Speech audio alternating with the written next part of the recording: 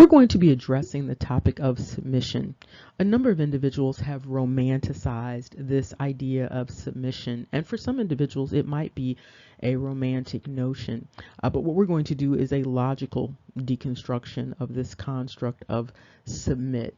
And we're going to deal with some of the myths and manipulations that might be a part of the carrot dangling involved in this construct of submission. A number of individuals have come to the conclusion that if they would simply submit, then all would be right with the world. And then you have another collective of individuals who have convinced themselves that if the other collective would simply submit, then all would be right with the world. And for many individuals, the scripture is used in order to undergird all of this. And so you have some individuals who have been led to believe, and this is that carrot dangling, that if they would simply submit, that would translate to finding a good man for a boyfriend, that would then translate to this good husband who would stay with them, that would provide safety, security, protection. But I'm going to offer to you that simply submitting will not translate into all of that automatically. And so simply because someone is submitting, it doesn't mean that someone's going to marry them or even see them as marriage material. It doesn't mean that if someone marries them, that that person is going to stay simply because someone is submitting. And so there has been a high social value for many placed on this idea of submission, but the return on the investment might not be what many people think it might be. And also, the flip side of that is that if an individual has someone who is engaging in all of this submission, that doesn't translate to them wanting to be with them in terms of a boyfriend or a husband. And it also does not translate to that individual staying. And so those are two things that need to be made clear about this whole idea of submission, because this carrot is being dangled where individuals are being made to believe that if they would just submit, they would be rewarded with all of the protection and nurturance that they could possibly desire. But that's not completely accurate. But what we're going to be doing is we're going to be doing this deconstruction of submission in scripture so that people can have a better idea of what it is that they are talking about when they talk about submission. And so this also brings up the issue of making sure that you have some clarification related to this construct. This construct of submission can mean different things to different people. Some people think of submission as simply paying attention to the other person or taking heed with respect to what another person is saying. Some can look at it as following, so following someone who is leading. But that's not the totality of the meaning of submission in Scripture.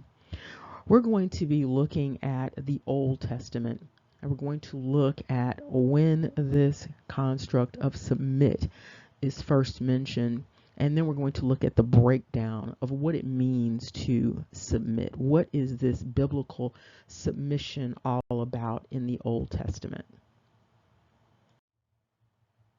Some people have really grown to romanticize this idea of submit. And for some people, it might be a romantic notion. But as we go through this very brief deconstruction, you're going to see why it's probably a good idea to get clarification from individuals when they start talking about submit. And so now we are at Strong's Concordance, and this is the submit that is in Genesis. And what you see here is the word submit is Anah, and it means to defile. It means to be bowed down or affliction. Now we're going to look at some of the biblical constructions of this construct of submit. Again, because you hear a number of individuals really harping on, really obsessing about having someone submit or being submissive, it's important to get an idea of what this is all about. And so it indicates here to be put down or become low, to be depressed and downcast. Again, to be afflicted, to humble oneself. Again, you see it means to be afflicted. Continuing on here with the applications in Genesis, it indicates that submit is humble, mishandle, afflict, imprisonment, and bondage. Also, to humble a woman by cohabitation, afflict as a discipline, humble, weaken, and object, as in objectify. Do you see the romantic part yet? Okay, so then carrying on. Abase self, defile. Also, the idea of looking down or browbeating. To depress literally or figuratively. Abase self, affliction, answer, chasten self, deal hardly with, defile, exercise, force, interestingly, gentleness, and humbleness. And so when some individuals are romanticizing submit, this is some of what they focus on, is this gentle, meek dynamic. You also see here hurt and ravish and weaken. Now, the New Testament softens this idea of submit a little bit here, and so it indicates to place or rank under, to subject, to obey. To place under, subject to, submit, subjection. But if you start to look at subjection, you will see some of the same dynamics that you saw in the Old Testament. Again, in the New Testament, you have this idea of to subordinate, to obey, to be under obedience, to be in subjection. As we wrap this up, hopefully this has given food for thought related to this whole idea of submission and the carrots that are being dangled with respect to this construct of submission.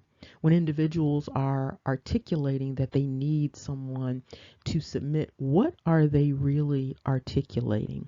What is it that they actually want? Can they articulate what it is that they actually want and how that's going to benefit them spiritually, since the Bible is usually used in order to advance this notion? And when individuals indicate that they believe that they should submit, or that they want to submit, or they believe they're going to get something out of submitting, what are they talking about exactly? When someone says they want to submit, what are they talking about doing? When they talk about biblical submission, what does that look like? And so when you start to do the exegesis of submit, it gives you an idea that the idea of submit is complex. And so what is it exactly that people are talking about when they are talking about biblical submission? Remember, knowledge is power. Take care, Susan.